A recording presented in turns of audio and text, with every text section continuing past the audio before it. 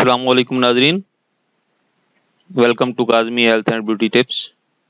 امید کرتا ہوں کہ خداوند کریم کے فضل و کرم سے آپ سب خیریت سے ہوں گے۔ صلاۃ و تسبیح کی فضیلت اور پڑھنے کا طریقہ۔ ناظرین، جیسا کہ ہم سب جانتے ہیں کہ آج کے نفسا نفسی کے دور میں ہر شخص دین سے دور ہو گیا ہے۔ ہم کو آخرت کی فکر ہی نہیں، صرف اور صرف دنیاوی کاموں میں مصروف ہو کر رہ گئے ہیں۔ لیکن ہمیں چاہیے کہ دنیاوی کاموں کے ساتھ ساتھ دین کی طرف بھی توجہ دیں اور اپنی آخرت کو سنواریں۔ ناظرین، مرنے کے بعد صرف اعمال ہی کام آئیں گے؟ ناظرین، ہماری بیماریوں، مصیبتوں اور پریشانیوں کی وجہ اسلام سے دوری ہے۔ آپ سب جانتے ہیں کہ ہمارے نبی صلی اللہ علیہ وآلہ وسلم پر اترنے والی کتاب میں دنیا کی ہر ایک چیز کا ذکر کیا گیا ہے، جس پر اگر ہم عمل کریں تو کبھی بھی کسی بھی مشکل میں گرفتار نہیں ہو سکتے۔ آج ہم آپ کو صلاۃ و تسبیح کی فضیلت اور اس کے پڑھنے کے طریقہ کار کے بارے میں بتائیں گے۔ صلاۃ و تسبیح کی فضیلت۔ حضور اکرم صلی اللہ علیہ وآلہ وسلم نے اپنے چچا حضرت عباس رضی اللہ تعالی عنہ کو اس نماز کی ترغیب فرمائی۔ آپ صلی اللہ علیہ وآلہ وسلم نے فرمایا کہ اس نماز کے پڑھنے سے اللہ تعالیٰ پڑھنے والے کے اگلے پچھلے، نئے پرانے، غلطی سے اور جان بوجھ کر کیے گئے چھوٹے بڑے اور ظاہری اور پوشیدہ سب گناہ بخش دیے جائیں گے۔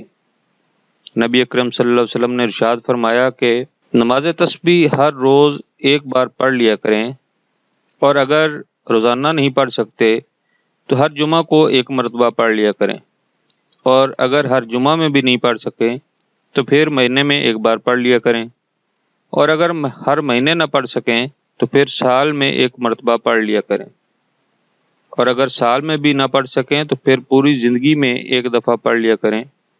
بحوالہ ابو داؤد، ابن ماجہ، حاکم و دیگر۔ نماز کا طریقہ۔ ایک ساتھ 4 رکعتوں کی نیت باندھیں، تکبیر تحریمہ کہہ کر ہاتھ باندھ لیں، اور بسم اللہ کے بعد ثنا پوری پڑھ لیں، یعنی سبحانک اللہم پوری پڑھ کر اس کے بعد 15 مرتبہ تسبیح پڑھیں، سبحان اللہ والحمد للہ ولا الہ الا اللہ واللہ اکبر پڑھ کر سورۃ فاتحہ اور کوئی بھی سورہ پڑھ کر پھر 10 مرتبہ یہی تسبیح پڑھیں۔ پھر رکوع میں 3 بار سبحان ربی العظیم پڑھنے کے بعد 10 مرتبہ تسبیح پڑھیں۔ اب رکوع سے اٹھ کر کھڑے ہو جائیں، سمیع اللہ لمن حمدہ ربنا لک الحمد پڑھنے کے بعد کھڑے کھڑے 10 مرتبہ تسبیح پڑھیں۔ پھر سجدہ میں چلے جائیں اور سبحان ربی الاعلیٰ 3 مرتبہ پڑھ کر 10 بار تسبیح پڑھیں۔ دونوں سجدوں کے درمیان جلسہ میں بیٹھے ہوئے 10 بار پھر تسبیح پڑھیں۔ پھر دوسرے سجدے میں سبحان ربی الاعلیٰ کے بعد 10 بار پھر تسبیح پڑھ لیں۔ اس طرح ایک رکعت نماز میں سبحان اللہ والحمد للہ ولا الہ الا اللہ واللہ اکبر یہ تسبیح 75 بار پڑھنی ہے۔ اس طرح 4 رکعت کی نماز میں 300 مرتبہ یہ تسبیح پڑھی جائے گی۔ آخری رکعت کے بعد سلام پھیر کر رب حضور کے گڑ گڑا کر دعا مانگے۔ انشاءاللہ نہ صرف آپ کے گناہ معاف ہوں گے بلکہ ہر دعا قبول ہوگی۔ ناظرین، آپ کی آسانی کے لیے سبحان اللہ والحمد للہ ولا الہ الا اللہ واللہ اکبر یہ سوم کلمہ جو ہے اس میں سے یہ تسبیح لی گئی ہے۔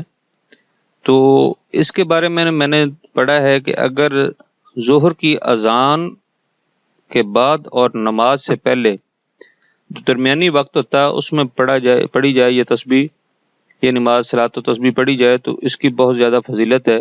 ویسے تو آپ جس ٹائم مرضی چاہیں ہر نماز کے بعد پڑھ سکتے ہیں، نماز سے پہلے پڑھ سکتے ہیں، لیکن وہ وقت اس کا جو ہے وہ بہت اہمیت کا حامل بتایا گیا ہے۔ اللہ ہم سب کا حامی ناصر ہو۔ اللہ حافظ۔